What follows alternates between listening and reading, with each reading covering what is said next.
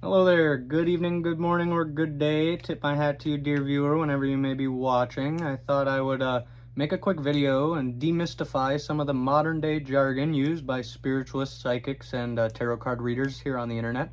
I love the spiritual community. I think they probably are receiving the messages that they give you, as some of them certainly are con artists, and at the end of the day, it is up to the viewer to decide what resonates and leave what doesn't.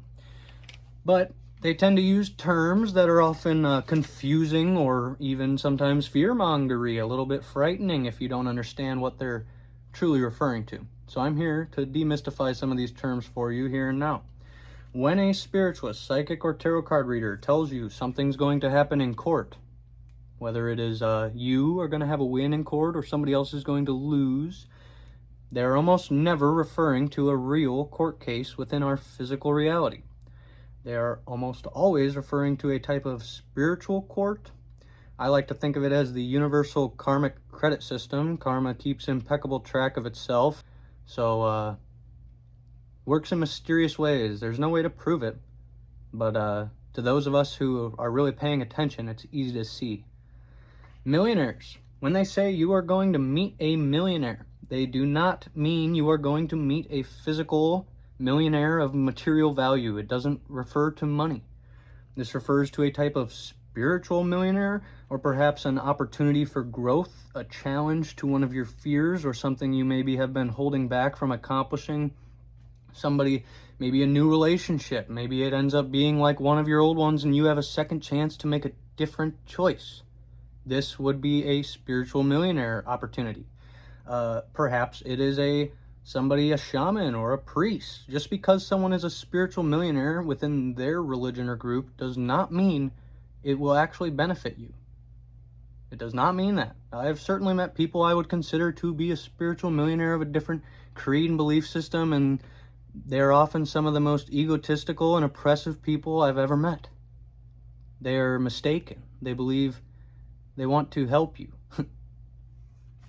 But we don't need their help, because it's an opportunity for our own growth, and it's an opportunity for their own growth. Perhaps they make a choice we disagree with, we make a choice they disagree with, we go our separate ways, and it really has no impact on either of our lives. Sometimes they might tell you something that totally changes your worldview, in which case you received a little bit of money from that their spiritual millionaire. But when you hear a psychic, tarot card, intuitive person, or other member of the spiritual community say that you are going to meet a millionaire, they're often referring to a spiritual millionaire. When they tell you something's going to happen to your house or vehicle, this does not refer to your physical house or vehicle. This is referring to your body, your vehicle, and your consciousness, your house, your temple, your mind and body. This is referring to you. When they say somebody's going to sabotage your vehicle, slash your tires, burn your house down, this is a challenge to your beliefs. This is a mind game. That's what sabotaging a vehicle and spiritual community talk actually means. This does not mean that you're going to wake up one day and your tires are slashed. Certainly it could. Certainly it could. But more often than not, this is a little code from the universe to tell you somebody's going to try to screw with your mind. But you have already been enlightened, so it's not going to work. You know the sabotage is coming to your vehicle, your body. Here's one that tends to be really scary when you hear it in a psychic video, intuitive person, or tarot card reader. When they reference the FBI or the CIA, they're not referring to the actual governmental three-letter agencies. They're almost always referring to some kind of spiritual entity, angel, demon, archon, naga, jinn, whatever you want to call them. And it's okay if you don't believe in them.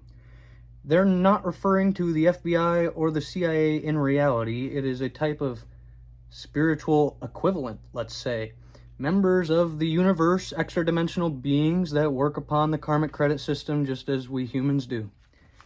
And then last but not least, if they tell you somebody has an STD, this does not refer to, though of course it could sometimes refer to, a physical STD of the body, a sexually transmitted disease. It's more often in the spiritual community, tarot cards, and psychics referring to a sexually transmitted demon of sorts. This doesn't have to be an actual spiritual entity. This is just a negative energy inherent to that said person due to their experiences, history, or unhealed trauma.